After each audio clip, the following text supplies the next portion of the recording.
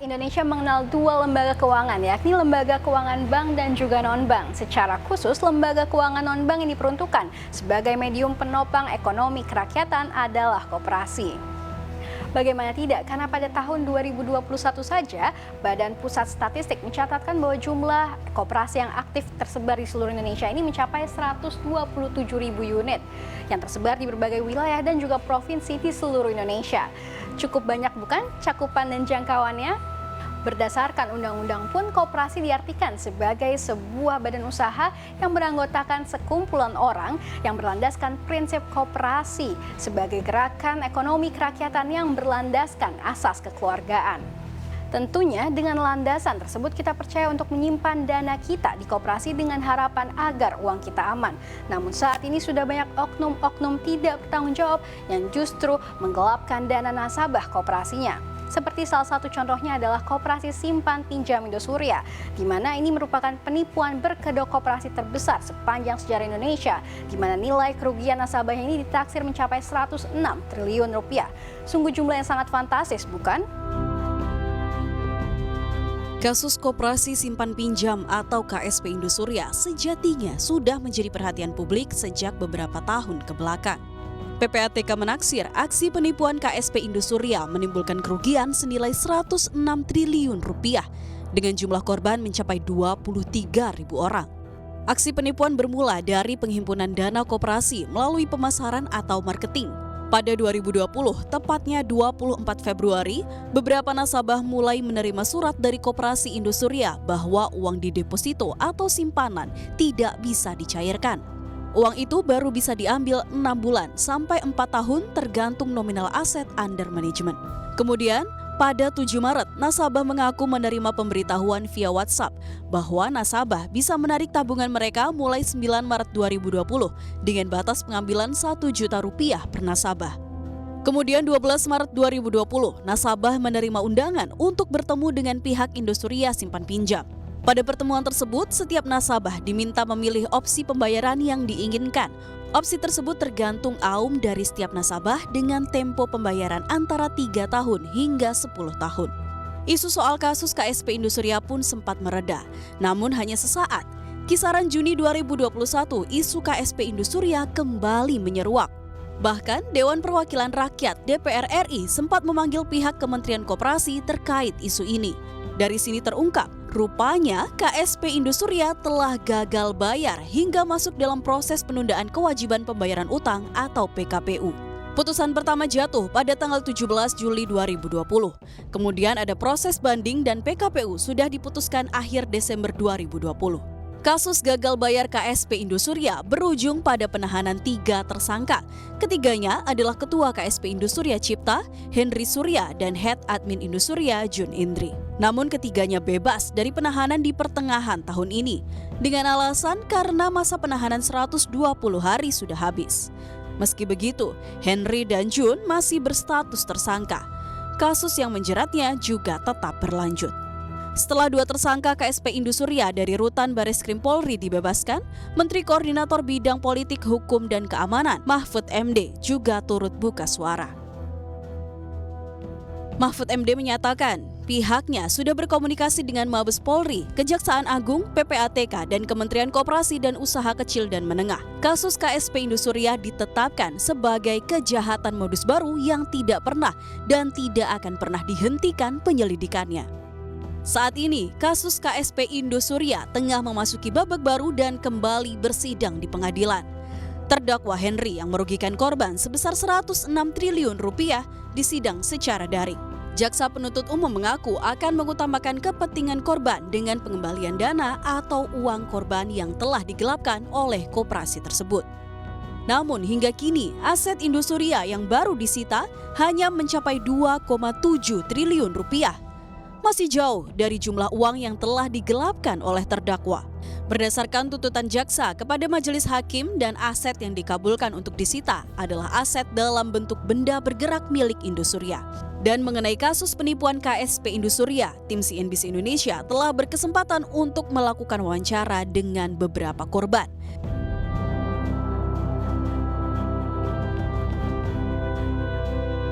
Saya mengenal Indosuria itu kebetulan dari orang tua saya. Jadi orang tua saya sudah cukup lama menaruh deposito karena produk yang ditawarkan dari marketingnya Indosuria itu adalah deposito.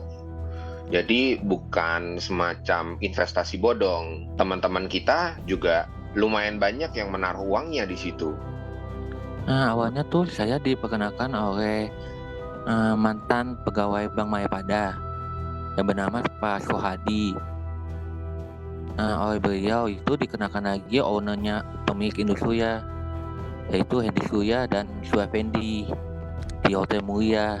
Nah, di sana Pak Hendy Surya presentasikan tentang bisnisnya dia, bahwa usahanya dia sudah berdiri tahun 1989, sudah 32 tahun. Oleh karena itu, saya coba masuk ke investasi di koperasinya. Awal masuk itu senilai 6 miliar. Dia tidak bilang koperasi sih, dia bilang simpanan berjangka dengan suku bunga 10,25% setahun. Bunga dibayarkan 3 bulan. Saya menempatkannya pada tahun 2016 kalau nggak salah ya. Itu ada salah satu marketing menawarkan untuk memasuk deposito di sana gitu.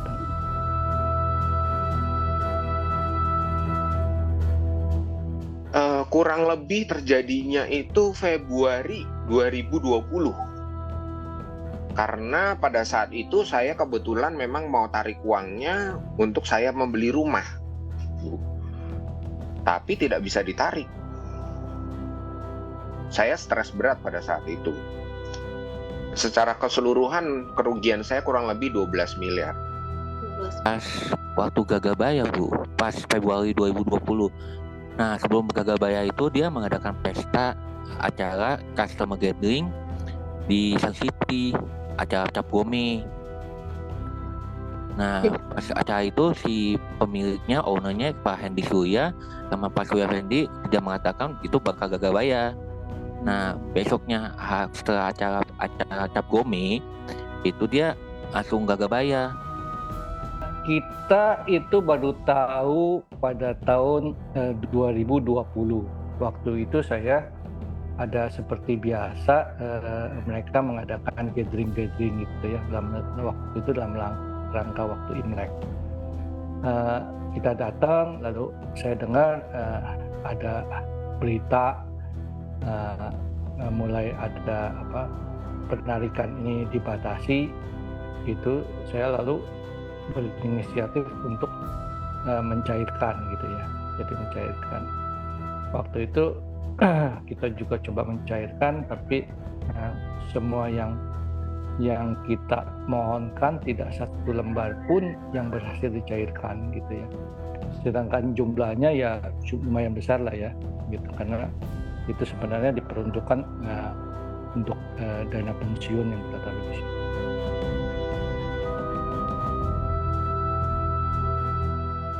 Kebetulan kalau saya menempuh jalur hukum melalui LQ Law Firm dengan pengacaranya Pak Alvin Lim, dan kebetulan Pak Alvin Lim juga ditahan diduga dari HS begitu, titipan lah katanya begitu, diduganya seperti itu, Bu.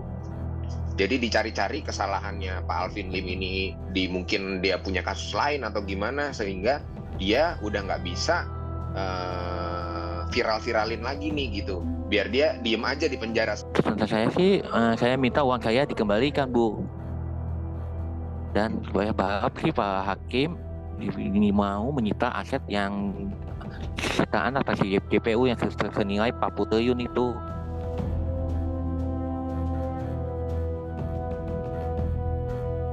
Ya, yang pasti mungkin nomor satu adalah pengembalian hak-hak kita ya sebagai korban. Yang uangnya kita sudah taruh, memang mungkin sekarang bentuknya aset-aset. Dan itu pun aset-asetnya kemarin saya dengar di persidangan, katanya aset yang tidak bergerak itu tidak bisa disita. Lah saya kaget lagi, Bu. Bingung lagi juga. kenapa aset tidak bergerak tidak bisa disita? Ini permainan apa lagi? Betul, sangat tidak transparan dan diduga terlalu banyak permainan. Betul. Sehingga pada saat awal-awal kasus ini terjadi, itu membutuhkan waktu kurang lebih 2 tahun untuk menangkap HS. Iya, tuntutan kita ya semoga hukum ini berjalan, keadilan ini ada, gitu. Lalu kita mengharapkan seluruh korban ini mendapatkan penggantian kerugian atau pengembalian dana. Gitu. Tuntutan saya sih, saya minta uang saya dikembalikan, Bu. Dan saya berharap sih Pak Hakim ini mau menyita aset yang sitaan atas JPU yang senilai 40 triliun itu.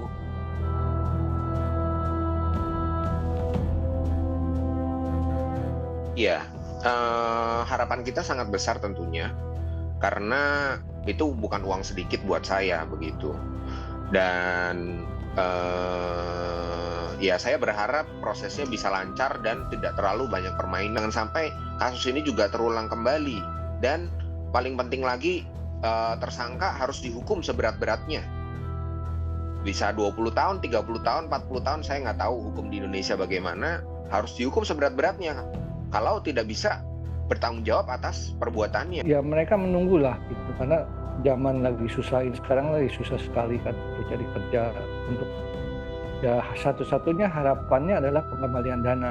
Saya berharap sih Jaksa Agung yang mewakili korban itu berharap bisa mengembalikan kerugian saya sebesar 33M, Bu.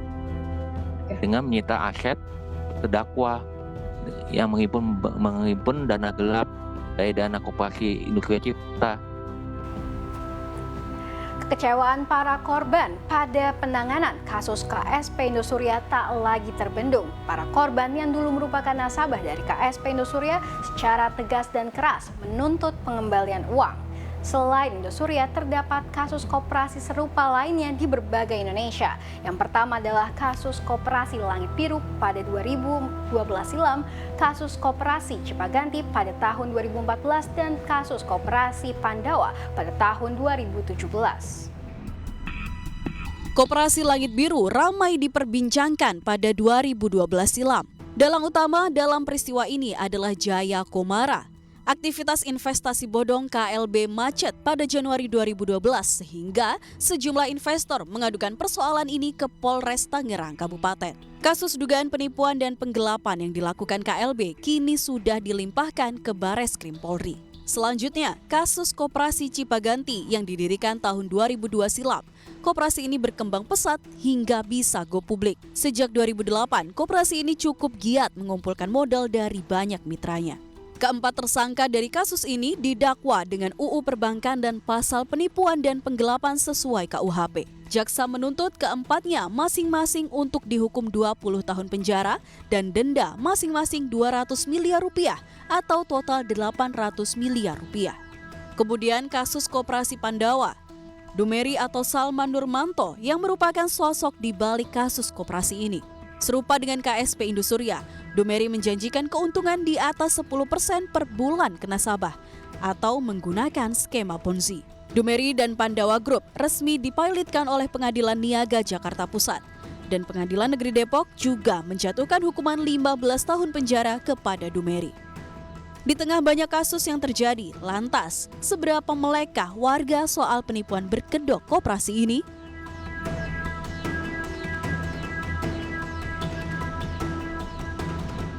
Oh iya, akhir-akhir ini sering sih terjadi penipuan kayak gitu, Kak? Iya, saya pernah dengar sih dari medsos dan orang-orang di sekitar saya sih lagi banyak bicara tentang penipuan koperasi itu. Kalau penipuan berkedok koperasi sering dengar.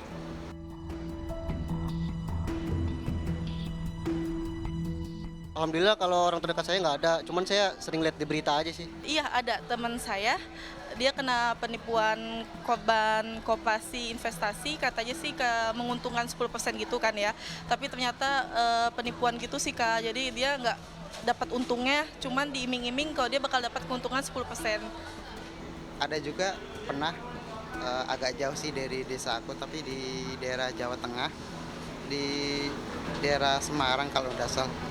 Temen di situ ada, dia ngikut semacam koperasi gitu, tapi apa namanya, semacam ada door prize motor Matic atau Mio gitulah. Kurang lebih itu 30 orang ketipu. Di tengah kisruh masih adanya kasus penipuan dan penggelapan dana terbesar seperti KSP Indosuria. Baru-baru ini pemerintah telah mengesahkan rancangan Undang-Undang Pengembangan dan Penguatan Sektor Keuangan atau RUU P2SK menjadi undang-undang. Sesuai amanat, OJK akan mengatur dan mengawasi koperasi open loop atau koperasi yang melakukan praktek jasa keuangan yang tidak hanya melayani anggotanya, melainkan juga non-anggota dan kegiatannya bukan simpan pinjam, seperti jasa asuransi.